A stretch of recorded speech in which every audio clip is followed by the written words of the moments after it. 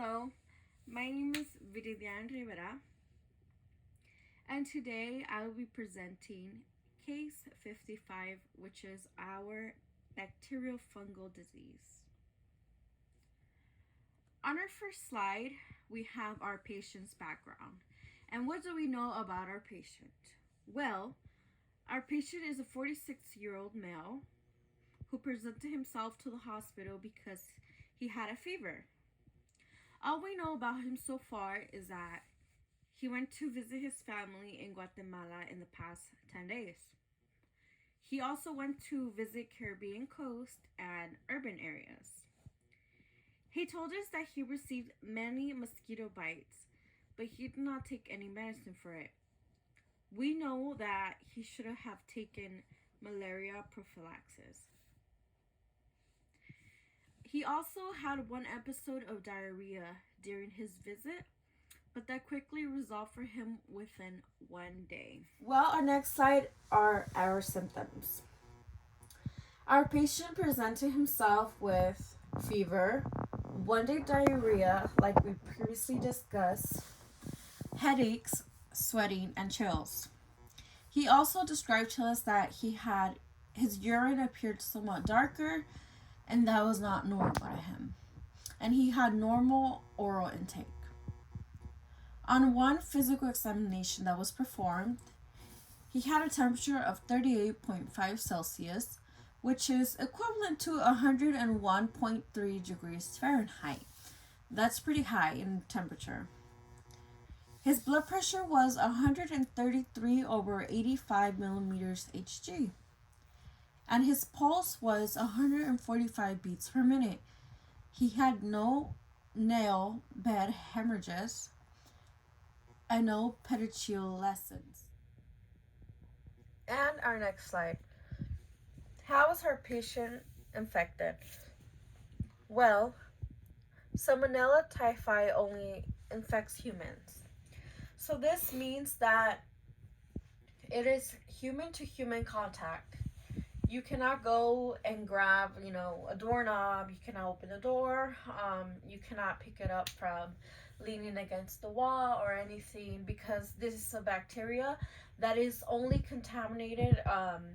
transmitted human to human contact. And Salmonella typhi primarily is by ingestion of fecal contaminated food or water. Our patient could have been contaminated, from the lack of somebody that didn't wash their hands after using the restroom. And that person probably went to go prepare our patient's food, or touch, his food, or took it to him while his hands were contaminated because he didn't care to wash his hands after. Or the water that he ingested could have been contaminated by feces from individuals that had that organism. And a lot of cases of Salmonella in the United States are either from people traveling abroad or from individuals who recently came into the United States as immigrants. And the best way to stop this spread of Salmonella typhi is to properly sanitize yourselves or individuals to help eliminate cases here more in the United States. Just wash your hands. Let's be more cleaner in preparing food and hand it out to people. That is the best way to minimize the spread. In this slide, we're seeing the pathogenesis of Salmonella typhi.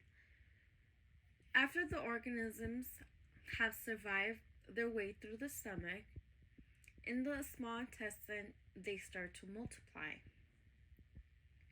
After, they invade the small mucosa of the ileum through M cells. The M cells are specialized epithelial cells that play a role in the gut mucosa immunity.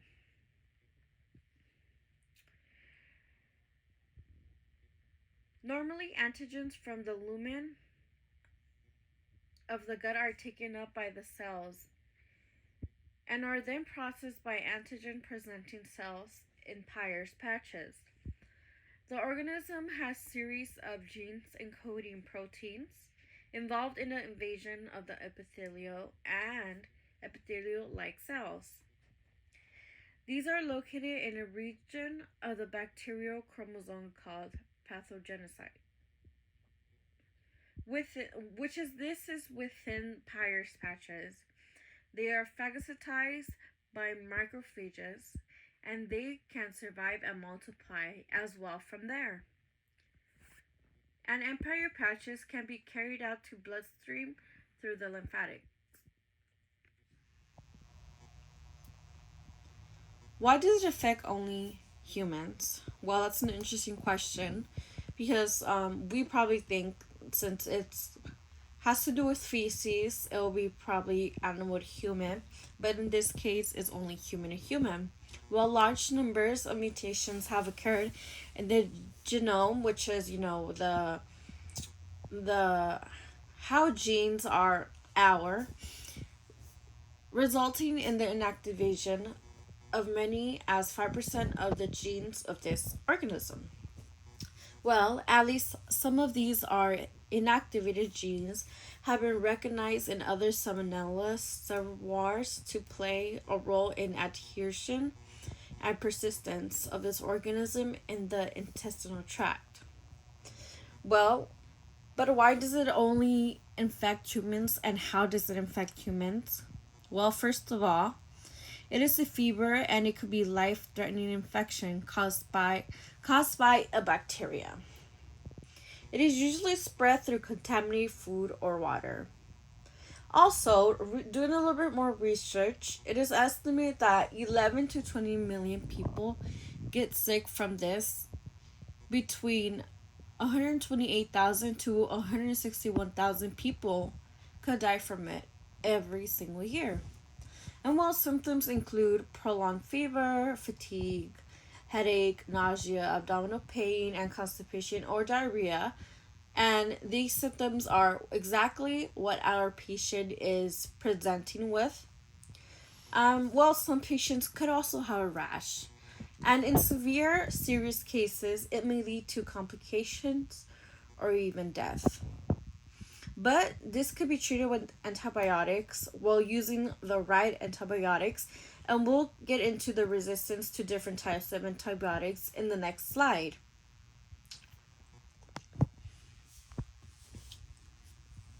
So this slide is talking about the emergence of the Salmonella. We know that this is a fever. This is a bacteria that causes fever and could be it is a life-threatening infection caused by bacteria. It is usually spread through contaminated food or water, like we previously explained. And I went into a little bit more in depth in research, and I found out that 11 to 20 million people get sick, and between 128,000 to 161,000 people die from it every single year. And it's the same symptoms, which is prolonged fever, fatigue, abdominal pain, and constipation, diarrhea. And it could be that some patients might also develop a rash. And in severe cases, it may lead up to complications or even death. And basically, the emergence of this is it isolates in the United States and is resistant to multiple drugs. And basically, there are 3 drugs that they have been considered therapy for this fever, and it is the following. And because of the increased problem, which is this problem is becoming greater here, of the resistance in Salmonella, prevention of infection has become more important to us. Basically more important to try to control. The most common resistance observed was to antibiotics, such as the following as well. There's 3 of them. And among the different Salmonella reservoirs, this type has showed the highest resistance to the tested antibiotics. What precautions are needed to go back to work? Well, if you work in a place where you basically manage food or in a fast food joint, or where you interact a lot with customers who carries and do not practice good hygiene, you could possibly contaminate the food that you handle, spreading the organisms to large numbers of individuals. So, as a result, workers in food industries would have an basically Salmonella typhi infection, should have 3 negative stool cultures before being allowed to return back to work. So, these 3 stools are necessary because the organism is excreted intermediately from the biliary tree. These cultures should be done over a period of 5 to 7 days to prevent sampling. And it is very important that, we are considerate if, say, I am infected with this bacteria. It is very, very, very important that I am basically cleaned from this bacteria before I go to work, because we're in the middle of a pandemic and there's a lot of people getting sick. For example, I work at Amazon. Every single day there's people being infected, and it's for reasons that people are not following the precautions that the government and the governors are stating, 6 feet, no gathering. So a lot of people are not listening to those. So people are getting infected. And if we put this into what I'm presenting right now, it is important that we make sure that, we're clean before we go back to work, because that is also a way to prevent from, salmonella to spread even more, especially if you work with fast food. And well, we are in our last slide and we're talking about how to prevent salmonella. Well, if you are thinking of going on a trip and you want to make sure that you don't get sick, basically when you arrive to your destination, make sure that you are constantly and frequently washing your hands in hot and soapy water. That is the best way to control this infection. Also, avoid drinking untreated water, so don't drink out of any fountains from some random street. Make sure that this water is sanitized and clean before you consume it. Because contaminated drinking water is a particular problem. It's basically the huge problem in this fever endemic. Also, try avoid eating raw fruits and vegetables. Also, you cannot control that. If you go to a restaurant, you don't know if people are going to wash their hands or not. But always choose to eat hot foods if it's possible, because that's basically another way that it could, kind of control in your part the infection. And know where you're traveling, if its sanitary conditions are poor, and you should consider the vaccination against salmonella.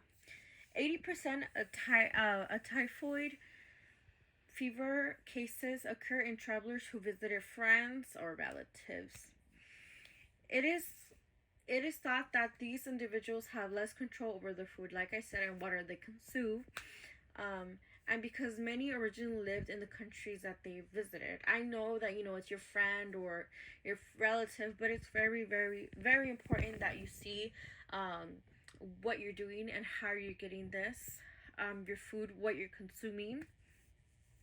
And obviously you could get, right here, the vaccine for it, but it is not recommended for use in ages of 2 and under for kids. And the vaccine is basically an effect around 65 to 70%. And it is very important to know and educate yourself, because like I said, this bacteria of salmonella is very, very, very serious. If not treated, it could lead to death.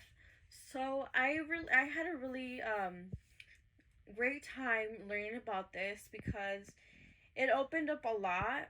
I just thought it was like, okay, maybe it was like a stomach flu or whatever. Like when people eat a lot, they get stomach poisoning or whatever. But no, it is actually a bacteria that goes inside of you, that starts multiplying and then travels to your bloodstream. And then if you're not sanitized properly, you could spread it. And Actually, a lot of people do die of this bacteria every single year. And I had a really good time learning about this. And these are my references. Most of my references came from the CDC government, the NCBI government, and MayoClinic.org. These are references that I use that I found very, very accurate to what I was researching. And every single website basically supported each other and supported my facts. And well, thank you for listening to this presentation. I appreciate it, and I can't wait to hear for your feedback.